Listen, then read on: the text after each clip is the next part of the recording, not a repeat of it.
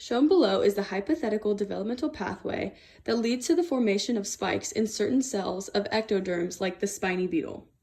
In this pathway, we have gene S promotes gene P, and then gene P promotes gene I.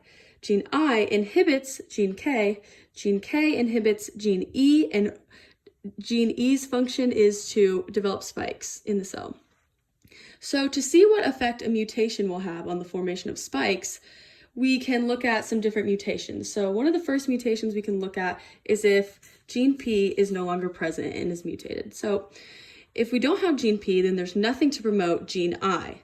If gene I is not there, there's nothing to inhibit the transcription of gene K. So if nothing inhibits the transcription of gene K by itself will inhibit the transcription of E, and there will be no spikes in the cell. Okay. Another mutation is, let's say the mutant has no gene I. So kind of similar to the last one, if there's no gene I, there's nothing to inhibit the transcription of K, and if K is present, it will inhibit E, and no spikes will be formed. Now, a double mutant situation would be where there's no gene I, for example, or gene E. So if there's no gene E overall, we already know that there's no spikes that will be formed. But we can trace it back also. If there's no gene I, there's nothing to inhibit gene K. Gene K will inhibit gene E, but it's not even here anyway, so no spikes will be formed in this mutant. Another double mutant situation is if, let's say, this mutant had no S gene and no K.